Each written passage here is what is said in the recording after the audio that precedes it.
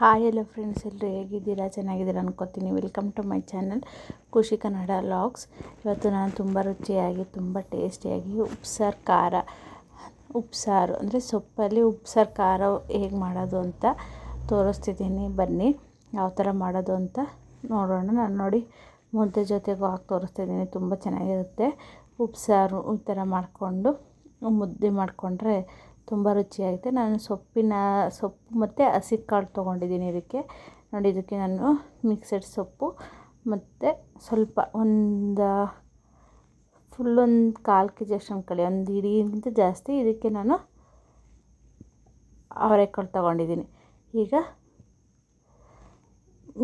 ಉಪ್ಸಾರು ಖಾರ ಯಾವ ಥರ ಮಾಡೋದು ಅಂತ ನೋಡೋಣ. ಫಸ್ಟಿಗೆ ಒಂದು ಪಾತ್ರೆ ಇಟ್ಟು ಅದಕ್ಕೆ ನೀರು ಹಾಕ್ಕೊಡ್ತಾಯಿದ್ದೀನಿ.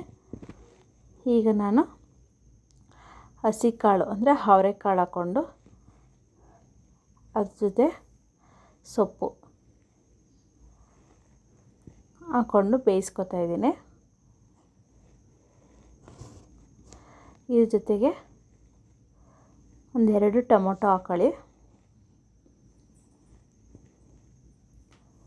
ಮಿಕ್ಸೆಡ್ ಸೊಪ್ಪು ಮತ್ತು ನಾನು ಹಸಿ ಅವರೆಕಾಳು ತೊಗೊಂಡಿದ್ದೀನಿ.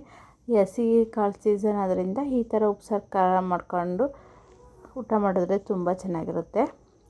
ನಾನು ಅದಕ್ಕೆ ಸೊಪ್ಪು ಮತ್ತು ಕಾಳು ಎರಡೂ ಹಾಕ್ಕೊಂಡು ಮಾಡ್ಕೊತಾ ಇದ್ದೀನಿ. ಇದಕ್ಕೆ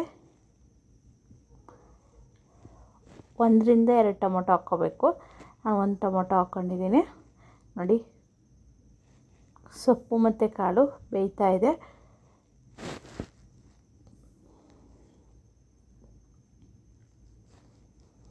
ಈಗ ಇದನ್ನು ನೋಡಿ, 1 ಸೌಟಷ್ಟು ಸೊಪ್ಪನ್ನು ಬೆಂದಿದ ನಂತರ ತೆಗೆದಿಟ್ಕೊತಾ ಇದ್ದೀನಿ.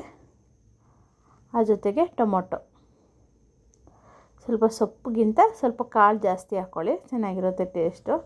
ಈಗ ಉಪ್ಸಾರು ಖಾರ ಮಾಡಲಿಕ್ಕೆ ನೋಡಿ, ಇದು ಬೆಳ್ಳುಳ್ಳಿ ಒಂದು 6 ರಿಂದ 7 ಇಷ್ಟಷ್ಟು ಬೆಳ್ಳುಳ್ಳಿ ತಗೊಂಡಿದ್ದೀನಿ. ಒಣಮೆಣ್ಸಿನ್ಕಾಯಿ ಒಂದು 7 ರಿಂದ 8, ಅದೇ ನಿಮ್ಮ ಖಾರಕ್ಕೆ ಅನುಗುಣವಾಗಿ ತಗೊಳ್ಳಿ. 1 ಟೇಬಲ್ ಸ್ಪೂನ್ ಅಷ್ಟು ಜೀರಿಗೆ, ಒಂದು 5 ರಿಂದ 6 ಒಣಮೆಣ್ಸಿನ್ಕಾಯಿ, ಸ್ವಲ್ಪ ಹುಣಸೆಹಣ್ಣು, ನಾವು ಬೇಯಿಸ್ಕೊಂಡಿದ್ದಂತಹ ಟೊಮೊಟೊ, ಒಂದು ಕೊತ್ತಂಬರಿ ಸೊಪ್ಪು. ಈಗ ಇದಕ್ಕೆ ನಾವು ತೆಗೆದಿಟ್ಕೊಂಡಿದ್ವಲ್ಲ ಸೊಪ್ಪು ಕಾಳು ಬೇಯಿಸಿರೋ ಅಂಥದ್ದು, ಇದು ಸೊಪ್ಪು ಸ್ವಲ್ಪ ಕಡಿಮೆನೇ ಹಾಕ್ಕೊಳ್ಳಿ, ಕಾಳು ಅಂಥದ್ದು ಸ್ವಲ್ಪ ಜಾಸ್ತಿ ಹಾಕ್ಕೊಳ್ಳಿ, ತುಂಬ ರುಚಿಯಾಗಿರುತ್ತೆ.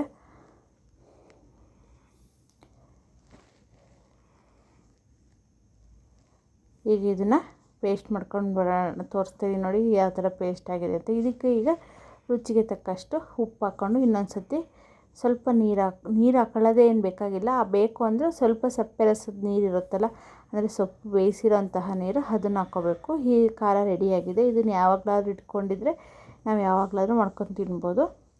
ಈಗ ಇದಕ್ಕೆ ನಾವು ಸೊಪ್ಪು ಕಾಳನ್ನ ಒಗ್ಗರಣೆ ಮಾಡ್ಕೊಳ್ಳೋಣ. ಸ್ವಲ್ಪ ಎಣ್ಣೆ ಬಿಟ್ಕೊಂಡಿದ್ದೀನಿ ಒಂದು ಪಾತ್ರೆಗೆ.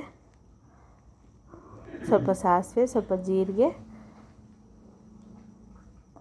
ಒಂದು ಈರುಳ್ಳಿನ ಹೆಚ್ಚಿಟ್ಕೊಂಡಿದ್ದೀನಿ, ಒಂದು ಈರುಳ್ಳಿ, ಒಂದೆರಡು ಹಸಿಮೆಣ್ಸಿನ್ಕಾಯಿ ಅಂತೀನಿ, ಒಣಮೆಣ್ಸಿನ್ಕಾಯಿ. ಹಸಿಮೆಣ್ಸಿನ್ಕಾಯಿ ಇದ್ರೆ ಹಸಿಮೆಣ್ಸಿನ್ಕಾಯಿ ಹಾಕ್ಕೊಳ್ಳಿ, ಒಣಮೆಣ್ಸಿನ್ಕಾಯಿ ಇದ್ರೆ ಒಣಮೆಣ್ಸಿನ್ಕಾಯಿ ಹಾಕ್ಕೊಂಡು ಬಾಡಿಸ್ಕೊಳ್ಳಿ ಚೆನ್ನಾಗಿ.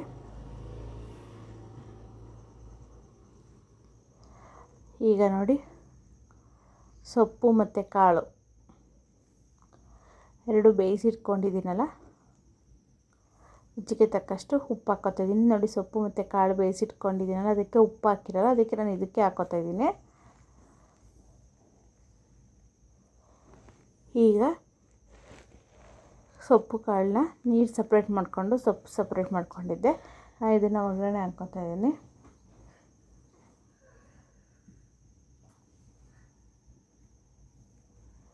ಈಗ ನೀಟಾಗಿ ಮಿಕ್ಸ್ ಮಾಡಿಕೊಂಡು ಕಾಯಿ ತುರಿ ಬೇಕು ಅಂದರೆ ಹಾಕ್ಕೊಳ್ಳಿ ಅಷ್ಟೇ. ಈಗ ನೋಡಿ ರೆಡಿಯಾಗಿದೆ. ನೋಡಿ, ಸೊಪ್ಪು ಬೇಯಿಸಿರೋ ನೀರು, ಸೊಪ್ಪಿನ ರಸ ಅಂತೀವಿ ನಾವು, ಇದು ಮತ್ತು ಅದಕ್ಕೆ ಉಪ್ಸಾರು ಖಾರ ಸೊಪ್ಪಿನ ಪಲ್ಯ ರೆಡಿಯಾಗಿದೆ. ಒಂದು ಸತಿ ಟ್ರೈ ಮಾಡಿ ನೋಡಿ, ತುಂಬ ರುಚಿಯಾಗಿರುತ್ತೆ ಟೇಸ್ಟು. ಇದು ಬಿಸಿ ಬಿಸಿ ಮುದ್ದೆ ಜೊತೆ ಸೂಪರ್ ಕಾಂಬಿನೇಷನು. ಬಿಸಿ ಮುದ್ದೆಗೆ ನೋಡಿ ಸ್ವಲ್ಪ ಸೊಪ್ಪಿನ ರಸ, ಅದಕ್ಕೆ ಸ್ವಲ್ಪ ಖಾರ ಹಾಕ್ಕೊಂಡು ಸೊಪ್ಪಿನ ಪಲ್ಯ ಹಾಕ್ಕೊಂಡು ತಿಂದರೆ ತುಂಬ ರುಚಿಯಾಗಿರುತ್ತೆ. ಒಂದ್ಸತಿ ಟ್ರೈ ಮಾಡಿ ನೋಡಿ. ಪ್ಲೀಸ್ ಯಾರೆಲ್ಲ ನನ್ನ ಚಾನೆಲ್ನ ಸಬ್ಸ್ಕ್ರೈಬ್ ಮಾಡಿಲ್ಲ ಪ್ಲೀಸ್ ಸಬ್ಸ್ಕ್ರೈಬ್ ಮಾಡಿ, ಲೈಕ್ ಮಾಡಿ, ಶೇರ್ ಮಾಡಿ, ಕಮೆಂಟ್ ಮಾಡಿ ಹಾಗೂ ಬೆಲ್ ಐಕಾನ್ನ ಪ್ರೆಸ್ ಮಾಡಿ.